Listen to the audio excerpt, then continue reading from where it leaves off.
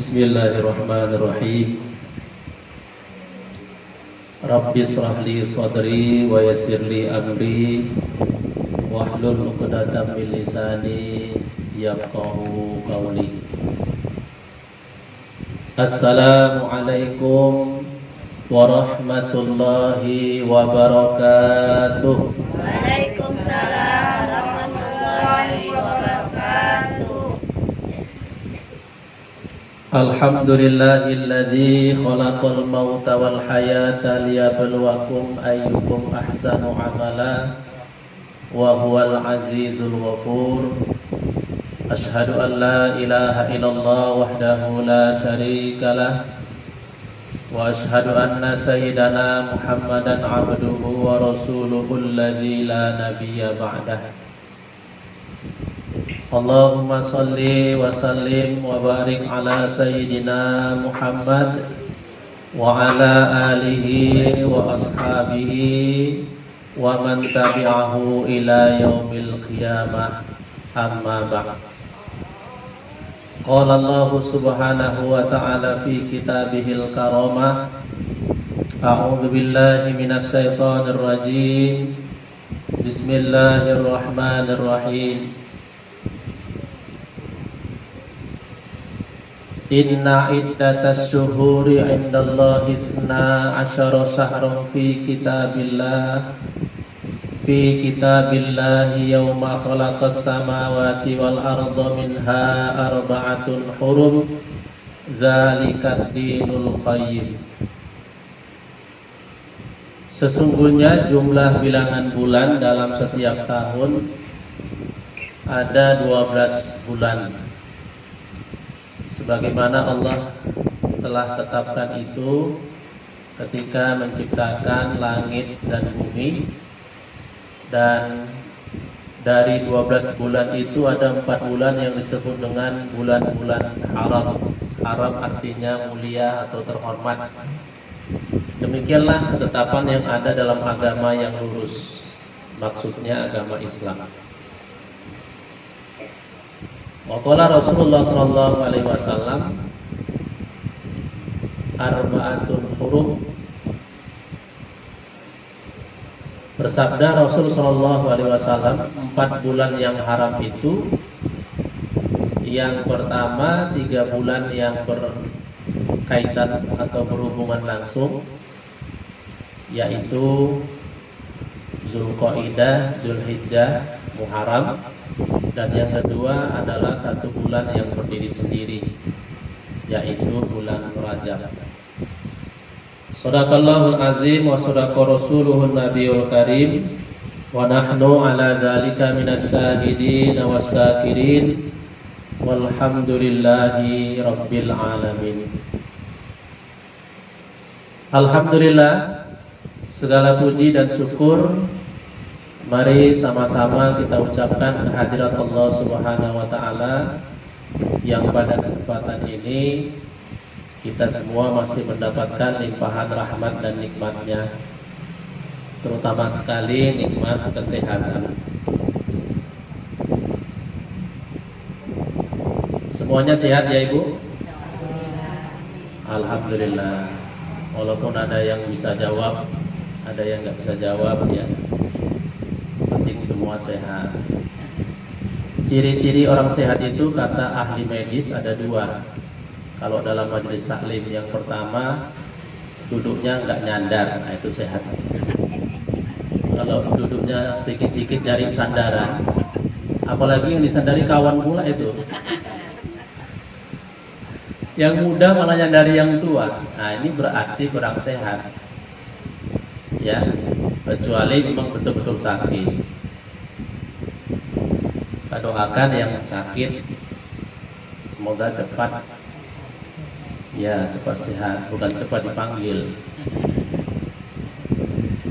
Ciri yang kedua, orang yang sehat dalam majelis itu kalau dia duduk nggak tunduk, dan kalau tunduk nggak ngantuk. Jadi kalau sedikit-sedikit bawaannya ngantuk, berarti kurang sehat itu. Atmosfernya kurang, tolong dikasih aqua. Kasih minum banyak-banyak. Jadi mudah-mudahan yang 2 hal ini nggak ada di sini ya. Yang di luar barangkali ya.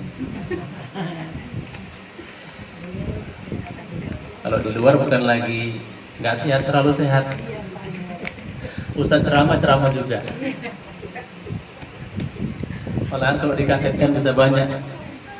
Sebenarnya saya hadir kemari ya tidak bermaksud untuk mengajari ilmu berduri atau mengajari bunda sekalian, karena sudah setiap minggu ya ada mengikuti pengajian, ilmunya lebih banyak.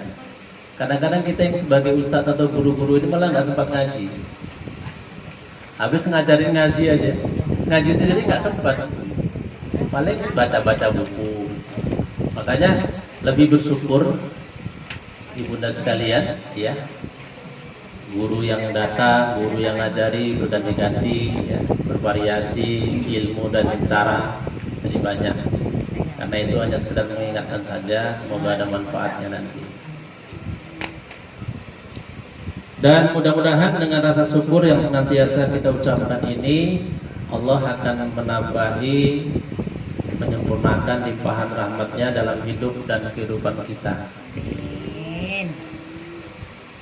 Salawat dan salam juga mari sama-sama kita ucapkan kepada junjungan kita yang mulia Rasul sallallahu alaihi wasallam.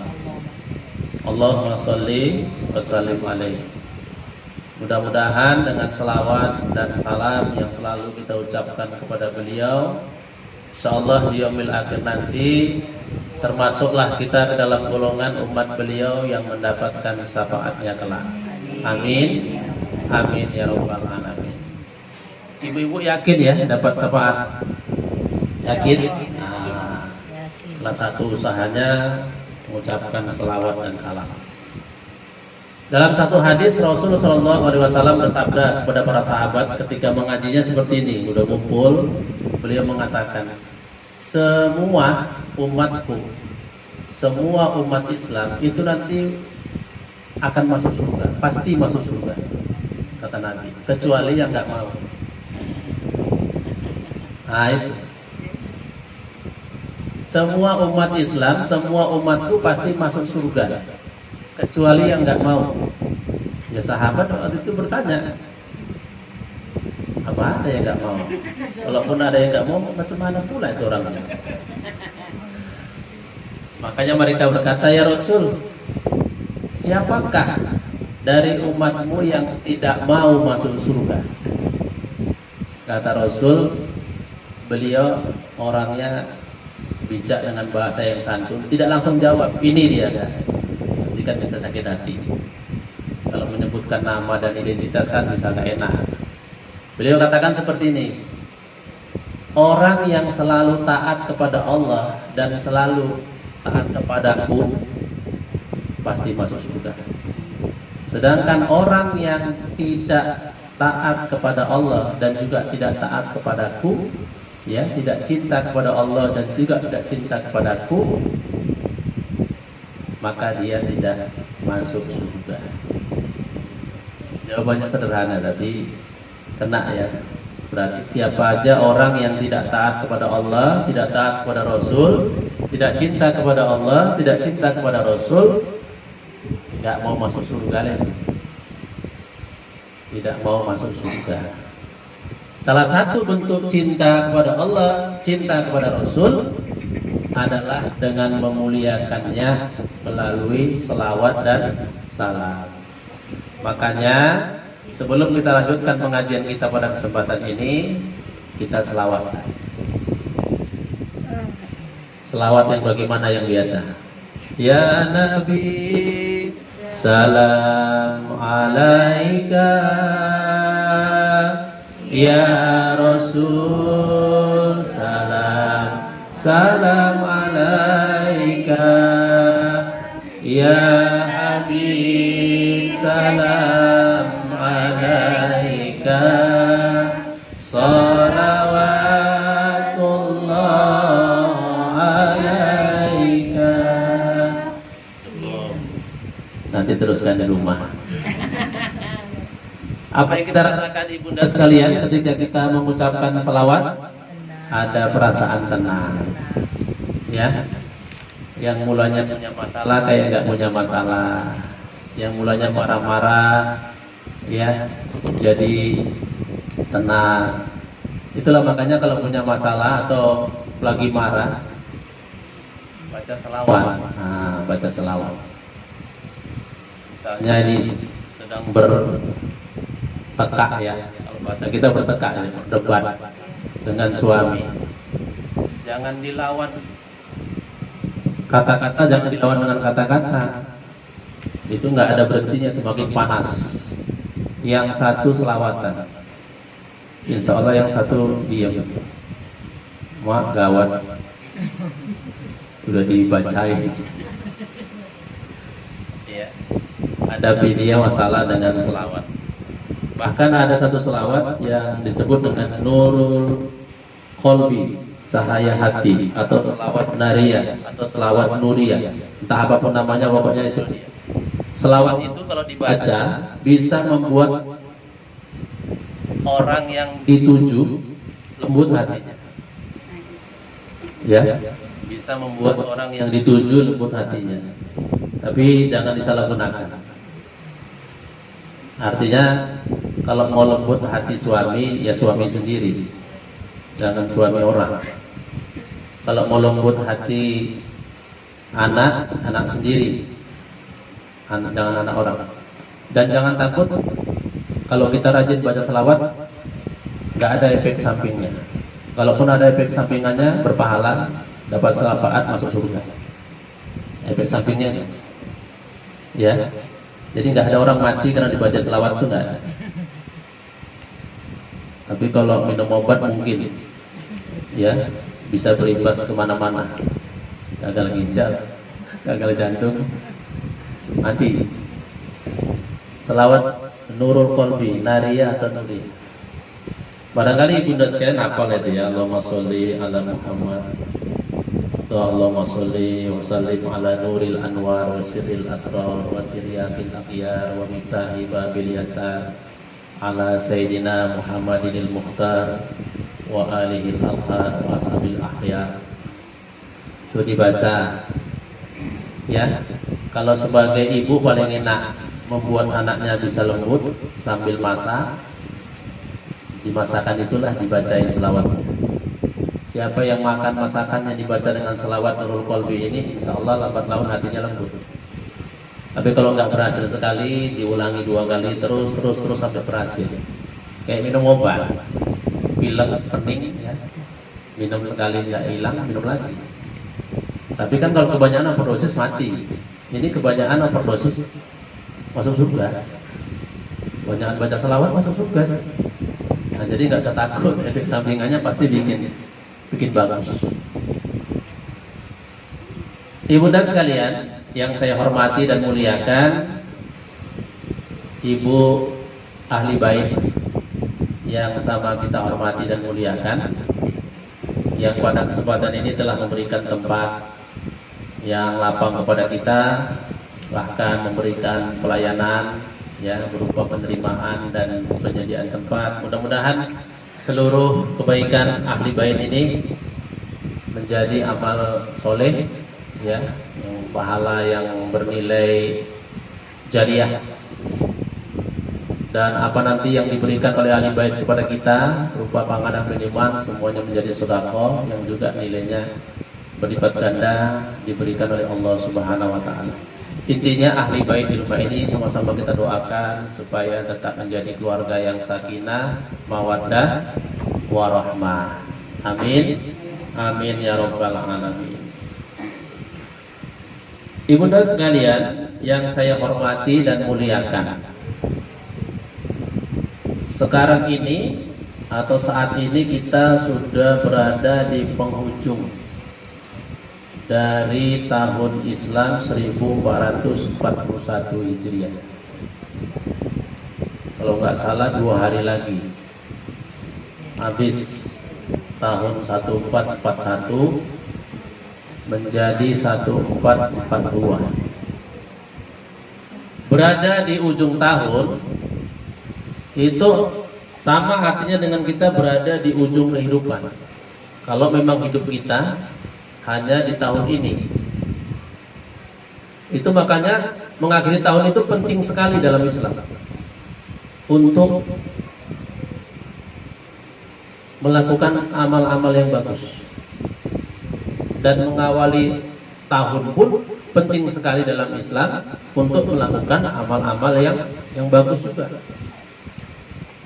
Memang Nabi dan para sahabat itu mengakhiri tahun tidak pernah membuat acara khusus. Nggak ada itu perayaan akhir tahun yang dilakukan oleh Nabi dan sahabat.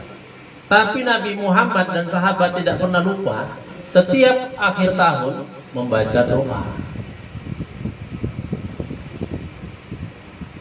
Sama menyambut tahun yang baru atau awal tahun, Nabi dan para sahabat itu tidak pernah membuat acara khusus. Tidak ada acara-acara tertentu.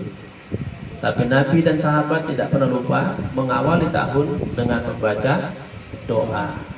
Itu makanya dalam Islam ada doa akhir tahun, ada doa awal tahun.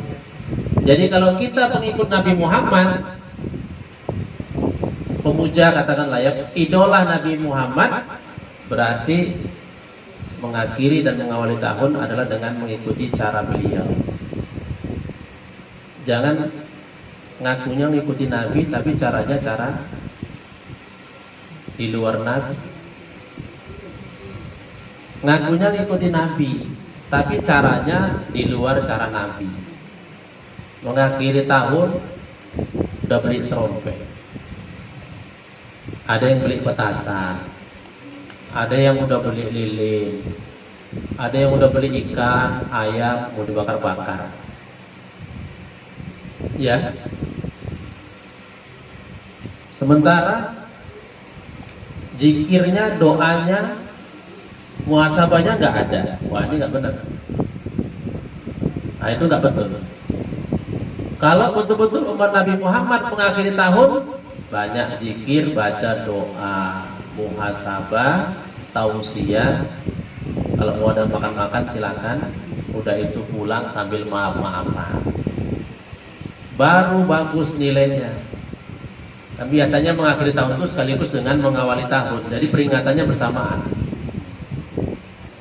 Tidak ada acara khusus, jadi kita nggak perlu ada pertunjukan-pertunjukan di situ.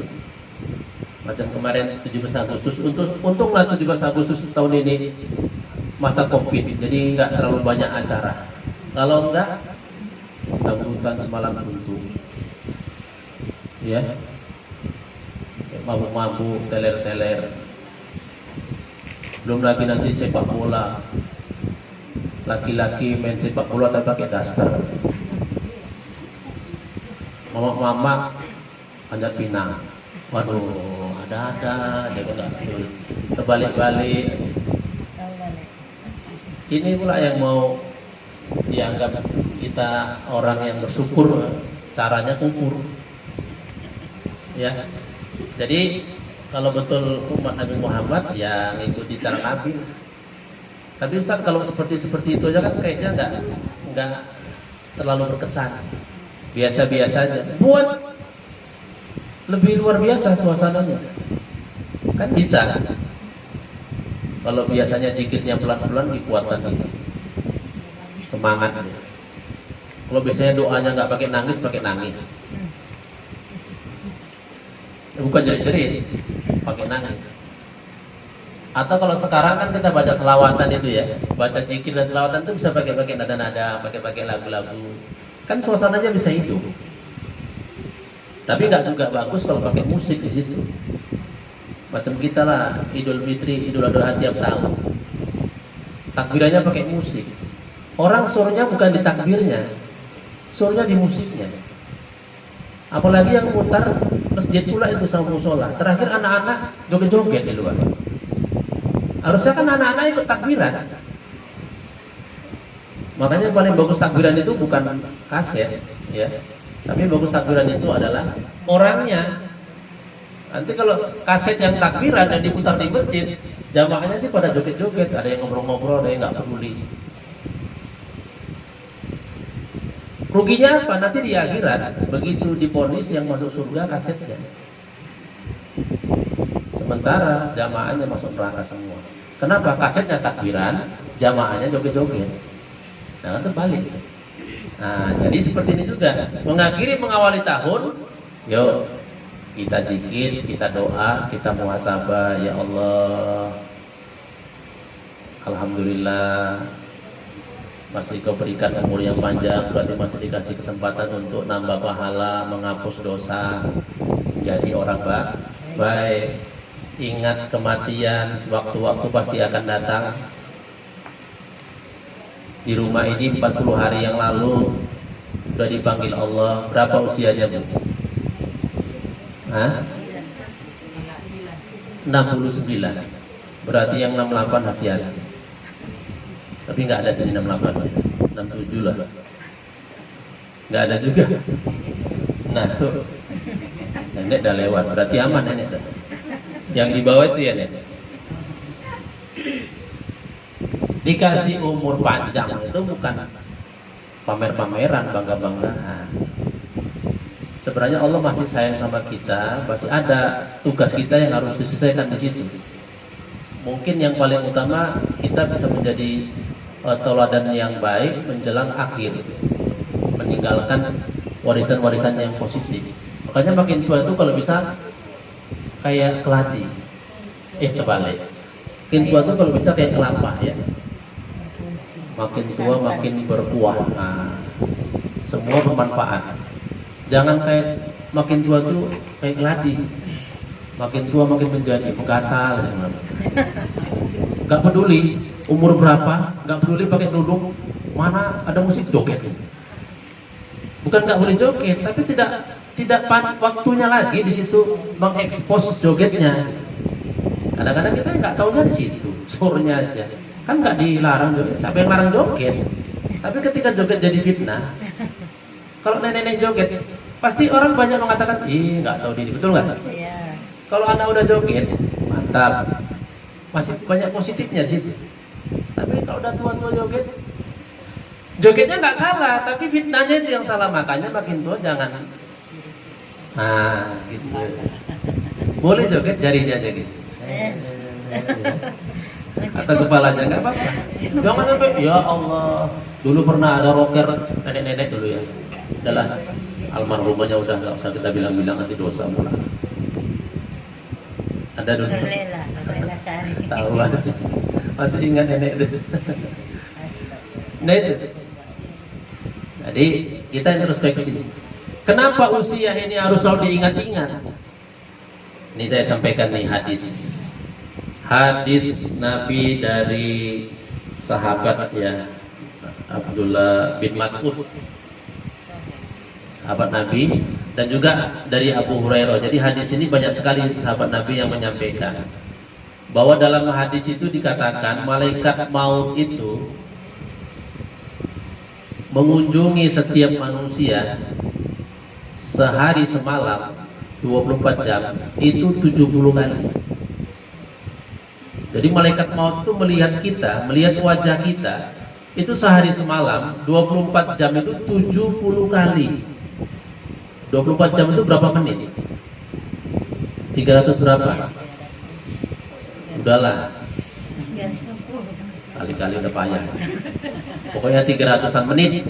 Itu kalau dibagi dengan 70, 21 menit sekali malaikat Israel mengunjungi kita, nengok kita. Ngapain dia nengok? Bukan jalan-jalan, tapi dia siap-siap nyabut nyawa. Makanya ketika malaikat Israel mengunjungi kita dan kita dilihatnya ketawa ketiwi, cengengesan, selfie, itu malaikat Israel tuh heran. Ya Allah, ini orang nggak tahu diri. Aku setiap saat diperintahkan Allah, tiba-tiba aja nyabut nyawa dia, tapi dia nggak sadar kalau dia bakal mati. Ini orang bodoh, kata malaikat Israel. Kenapa orang ini bodoh? Karena Rasul mengatakan dalam hadis, orang yang cerdas adalah orang yang selalu ingat mati dan mempersiapkan diri untuk mengingat kematian. Jadi lawan cerdas kan bodoh. Makanya kalau ada orang yang dia sebenarnya diambang kematian, oh ya cengengesan, ya. Diambang kematian tapi cengengesan, nggak ingat mati. Nah ini orang bodoh ini. Itu malaikat Israel sampai ya heran ya. Waduh. Ketika hadis ini sampai didengar sahabat, sejak dari situlah Abu Bakar Siddiq itu nggak pernah ngomong basa-basi.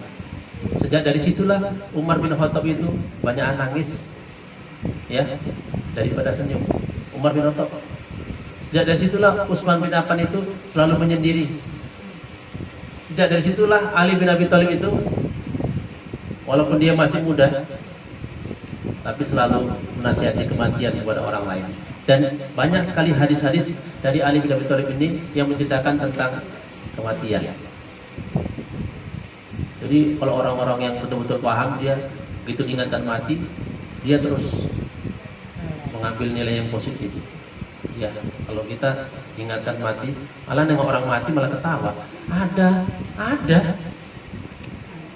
Ada nengok orang mati, ya senyum dia, geli dia saja.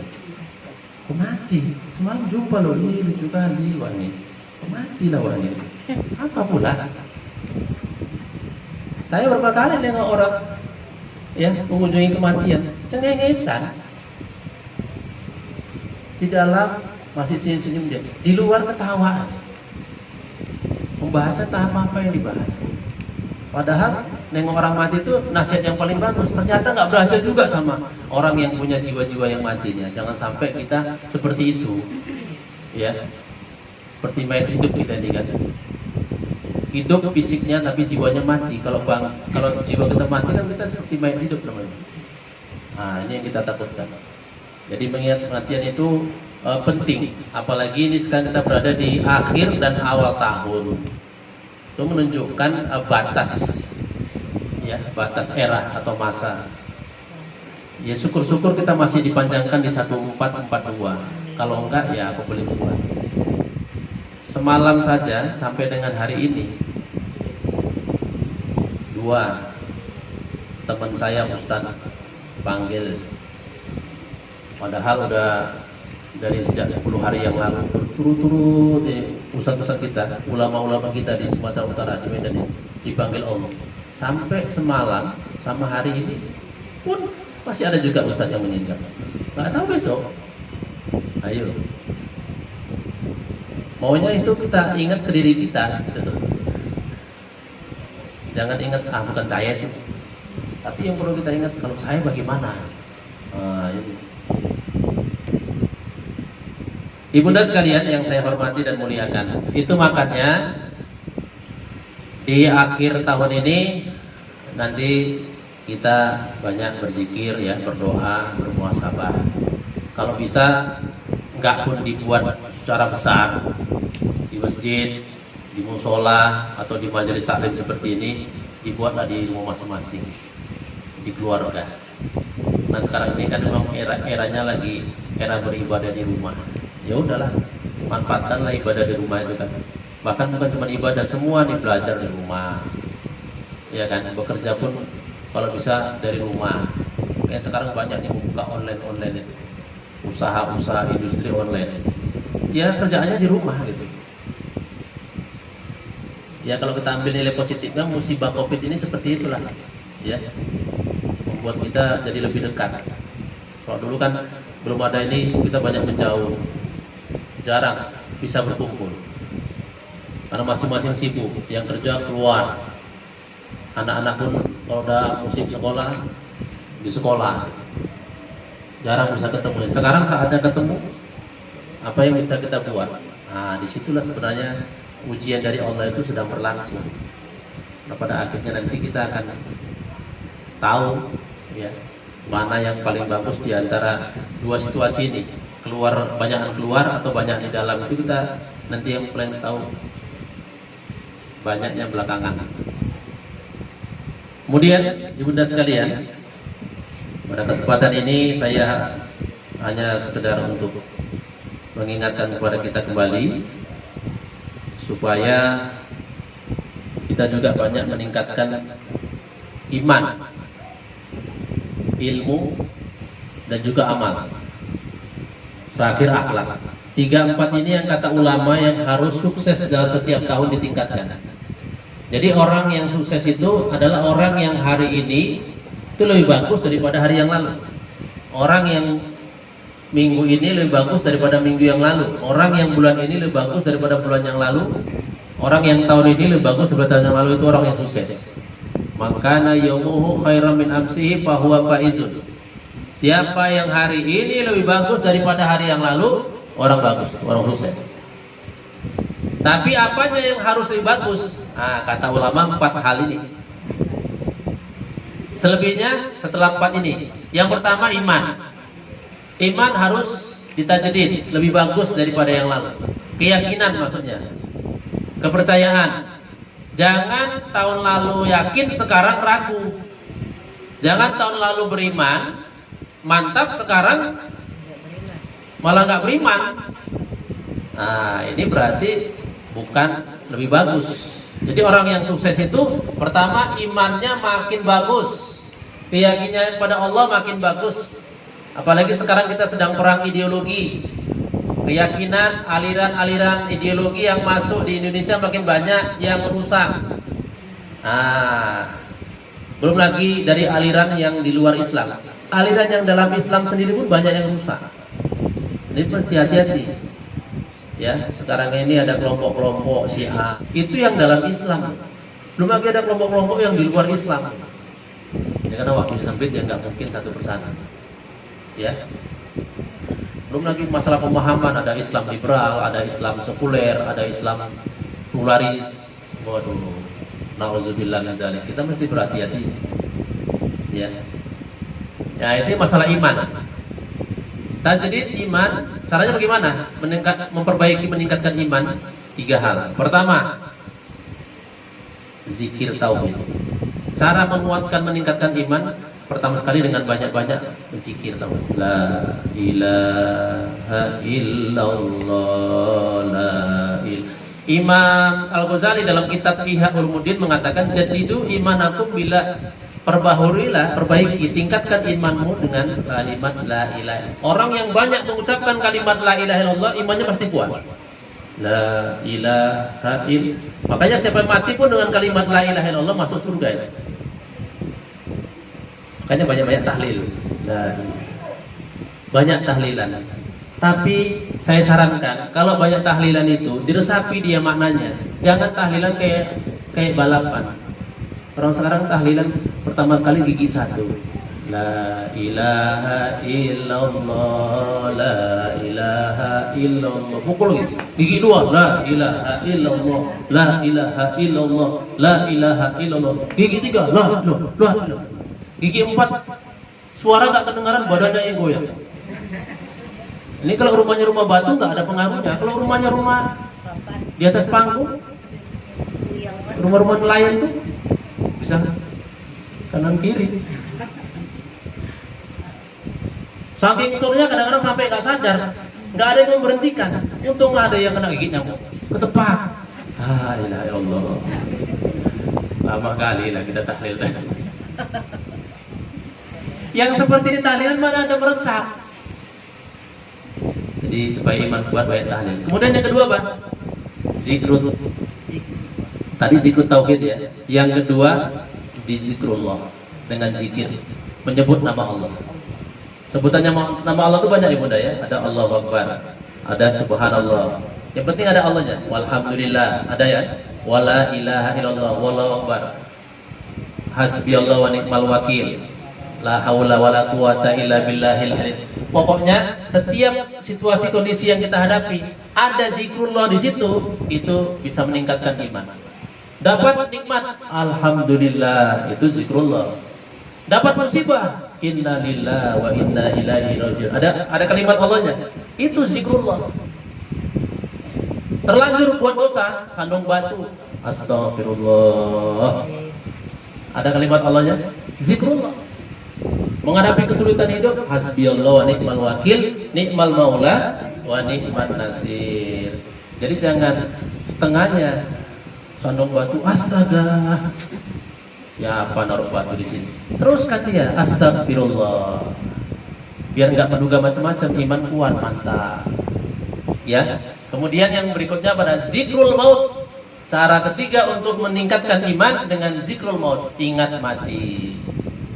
Ingat mati, ingat sakit. Nah. Bagaimana cara ingat mati? Pertama, sering mengunjungi orang sakit. Mengunjungi orang sakit itu diikuti 70.000 malaikat. Didoakan oleh 70.000 malaikat orang yang mengunjungi orang sakit. Itu makanya jangan berat kali langkah kita nengok orang sakit. Jangan pikirkan bawa apa. Ya, jangan dipikir bawa apa. Kalau belum bisa bawa apa-apa, doa jangan lupa. Kita kan kadang-kadang menengok orang sakit ini mikirkan bawa apa, belum ada jadi nggak pergi. Kelewatan mati kawan kan. Sedih hati kita. Tengok aja. Kan saya sering mengatakan, kalau ada duit, nengok orang sakit, jangan bikin susah orang sakit. Bawa buah tangan. Biasanya yang dibawa itu buah-buahan. Walaupun orang sakit itu nggak mungkin makan buah. Menyenangkan dia aja. Atau bawa roti. Nggak mungkin orang sakit makan roti karena makanannya ada sendiri. Tenangkan hati dia. Jangan nengok orang sakit udah nggak bawa apa-apa, malah ngabisin yang ada di situ. Allahu Akbar. Ada juga itu. Loh, Bu, ini buahnya nggak dimakan? Enggak, saya sakit. Kayak makannya, Bu. Oh enak Bu. Bilang enak pula di depan dia. Rotinya Bu? Enggak, udah makan. Habis. Kalaupun nggak bawa, janganlah pula ngabisin di situ. Ini kadang-kadang nggak bawa tapi ngabisin. Walaupun dia nggak mengatakan ya, tapi hatinya nggak enak. Wah gawat kali. Gini modelnya habis lah ini. Nah ini saya sering katakan, kalau nggak bisa bawa buah-buahan, bawa gambar buah-buahan. Assalamualaikum maaf ya Wak. Saya sebenarnya mau bawa buah-buah. Iya. Tapi belum ada duitnya, Wak. Insya Allah minggu depan gajian. Ini gambar buah-buahannya dulu. Wak tengok. Nanti Wak tandai. Ya. Enggak, udah senyum enggak dia tuh? Udah seneng enggak? Itunya. Orang sakit tuh kalau sering senyum, insya Allah semangatnya kuat, insya Allah cepat sembuh. 80% orang yang bikin sembuh dari sakit itu semangat. Hanya 20% dari obat. Alah, dikasih obat 1 goni pun tapi nggak semangat sembuh, nggak bisa sembuh. Ya, itu salah satu. Kalian nengok orang sakit, kemudian doakan dia. Yang ketiga, nengok orang sakit itu bagus-bagus. Jangan bandingkan penyakitnya dengan penyakit orang lain. Sakit apa?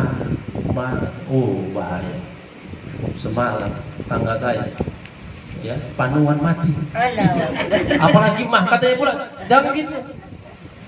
Jangan dibanding-bandingkan penyakitnya. Hibur dia. Alah, penyakit kecil. Kata Nabi, la ba'sa tahur. Nggak apa-apa kan, besok sembuh. Nah, gitu. Kemudian apa? Cara ingat mati yang berikutnya takziah lah. Kalau ada orang musibah, takziah kita datang. Takziah itu makanya takziah itu punya adab. Kemudian apa lagi yang terakhir? Ziarah. Ziarah itu juga ingat mati. Cuman kalau pergi ziarah jangan kayak pergi kondangan. Pergi ziarah, wow, memang harus rapi. Tapi jangan kayak pesta. Wow, 7 aroma, 7 parfum. Bedaknya 7 lapis. Iya kan? Sepatunya hak tinggi. Pakai jalan, aduh, kok tanahnya kok gini kali ya? Apa? Ini kuburan, buka itu sepatu. Jangan petentengan. Kuburan sekarang kan udah batu-batu semua. Udah jahit batu-batu itu. Jangan pakai sepatu. Kalau dulu tanah-tanah ya, jadi nggak boleh kita nginjak. Kalau dipastikan memang dia bersih. Tapi kalau nggak bersih boleh pakai alas kaki. Tapi jenis alas kaki itu biasanya kayak sandal itu, selop, swalu. Ini namanya petentengan. Makanya kalau nggak bisa ziarah ke dalam, di luar aja. Di depan pintu ziarah itu, assalamualaikum ya ahlat diyar minal mu'minin wal mu'minat wal muslimin wal muslimat. Doakan di situ. Ya Allah, Ampunilah dosa mantan pacar saya ya Allah. Namanya Pak Sukino. Mantan pacar berarti kan suami gitu ya kan. Dan kalau seperti ini kita buat, insya Allah iman kita meningkat. Tahun ke depan lebih bagus jadi orang beriman. Yang kedua, yang perlu tingkatkan apa? Ilmu. Makanya belajar jangan berhenti. Rasul mengatakan utrubul ilma minal mahdi ilal lahdi, tuntut ilmu dari buayan sampai liang lahat, sampai mati kita harus belajar. Tapi dengan model yang berbeda, ya. Kita masuk aja. Jadi kita nggak usah panjang-panjang lebar karena batasnya memang diajar. Yang keempat, tingkatkan ibadah, harus lebih bagus lagi, lebih semangat lagi, jadi orang yang soleh. Dan yang terakhir itu, yang keempat adalah perbaiki akhlak. Ya, perbaiki akhlak ini, ya haruslah kita menjadi orang yang baik dalam hidup dan kehidupan ini. Bukan hanya baik kepada Allah, tapi juga baik kepada sesama manusia. Karena itu yang diharapkan oleh Allah Subhanahu wa Ta'ala. Khairun nas anfa'uhum linnas, sebaik-baik manusia adalah yang bermanfaat, berguna bagi manusia yang lain. Tentu cara pertama adalah dengan menunjukkan akhlak yang bagus. Mana mungkin kalau orang akhlaknya nggak bagus dibilang, wih mantap kali dia, ya bagus sekali, nggak ada. Nah inilah dia kaji kita pada kesempatan ini, udah sekalian. Karena waktu asar sudah tiba, kita batasi sampai di sini. Mudah-mudahan ada manfaatnya. Nanti kalau ada waktu lagi setelah kita sholat asar mau tanya jawab boleh ya. Kalau nggak ada ya berarti kelas ya selesai. Baiklah, sebelum kita akhiri, mari sama-sama kita berdoa. Ya, kita berdoa ini pertama untuk hajat ahli bait. Kita dengarkan dulu aja. Iya, ya, baik. Ustaz.